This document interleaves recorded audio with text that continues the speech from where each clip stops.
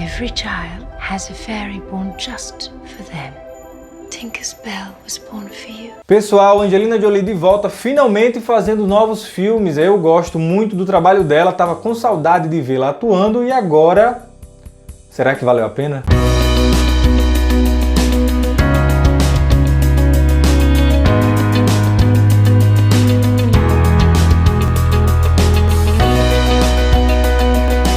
Antes de Peter se tornar Pan e Alice visitar o País das Maravilhas, eles eram irmãos que viviam em uma idílica casa de campo com seus pais e seu irmão mais velho. Após a trágica morte do irmão, Alice e Peter Pan decidem ajudar seus pais, Rose e Jack, a superarem a dor dessa perda tão traumática. Isso mesmo, aqui você já vai percebendo que a gente vai tendo uma mistura aí de fantasia com um drama um pouco mais familiar. Só que aqui dois fatores não ajudam muito. Primeiro, as atuações. Eu não tô falando da Angelina Jolie porque ela tá tentando ali tirar leite de pedra, tentando fazer o melhor dela, mas parece que nada é suficiente. E o segundo fator é a forma como o roteiro foi tratado. Gente, a história é até interessante.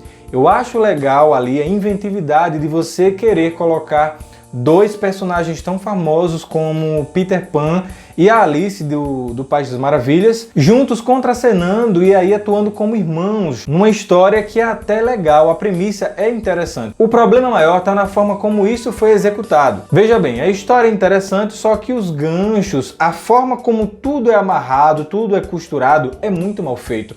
A edição é horrível, o drama em si não funciona, você nem se importa muito com os personagens. Houve uma perda, eram 3 irmãos, um deles morreu tragicamente. Isso por si só já deveria ter ali um grande apelo dramático para que tudo começasse a fluir melhor. Só que por incrível que pareça, você não se preocupa muito com o que a história nos traz. Eles dois que são irmãos junto com o terceiro que morreu, quando ele morre, os pais ficam para baixo e a gente percebe que eles começam a se desequilibrar. Realmente a vida da família que antes estava em alta, aos poucos, ou melhor, de forma muito rápida na verdade, vai começando a desmoronar e aos poucos eles vão perdendo o equilíbrio de tudo. Tudo começa a ficar ruim na vida deles, a começar pelo pai, que tem um determinado vício, que eu não quero contar aqui para não entregar spoiler. Mas ele vai começando a ter novamente esse vício dele, ele tem uma dívida que até então ainda não foi paga, e aí vai para aquele mundo do vício. Você não se preocupa muito com o que ele está fazendo ou no que pode acontecer com a família dele, apesar de que em determinado momento do filme, aparece até uma ameaça para eles. Quem dá até um gás a mais em termos de atuação e que ajuda de certa forma você se importar um pouco com o que está acontecendo é a personagem da Angelina Jolie. Ela tá muito boa no papel, não tô desmerecendo o trabalho dela, só que apesar dela estar se esforçando demais, você percebe o esforço dela que é enorme para poder entregar pelo menos uma atuação razoável, ou até fazer com que o filme seja até melhor devido à participação dela no filme, ela somente não é suficiente para poder fazer com que o filme preste. Uma das coisas que eu acho que funciona muito bem, e é o ponto alto aqui do filme, é a trilha sonora. A trilha sonora, ela imprime um ar de magia, porque o filme em si, ele é um filme mágico, ele quer entregar um universo mágico diferente. Não sei se eles pensaram em criar uma franquia, eu acredito que não, porque o final é até um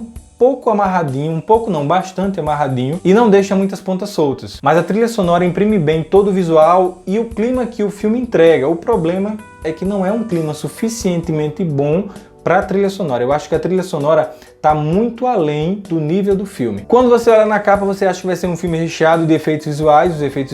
Os efeitos visuais são até bem simples. Nada demais, nada que salte aos olhos. Na verdade, eles praticamente não aparecem durante toda a projeção do filme. Mas no pouco que existe dos efeitos visuais, eles funcionam bem para o que o filme propõe, porque o filme em si não tenta sequer ser ambicioso. É um filme que ele quer ser pequeno, mas mesmo sendo pequeno, ele não consegue ser bom o suficiente para entreter e fazer com que você fique ali durante 1h30, acredito eu, um pouco mais que isso. Alice e Peter, Onde Nascem os Sonhos, é um filme que não satisfaz, pelo contrário, decepciona bastante, principalmente depois de tanto tempo que eu pretendia ver um trabalho até agradável da Angelina Jolie. Agora só me resta ficar esperando pelos Eternos para ver se ela compensa e tenta suprir aí essa lacuna que ficou num filme decepcionante e que não vai te satisfazer nem um pouco. You'll see.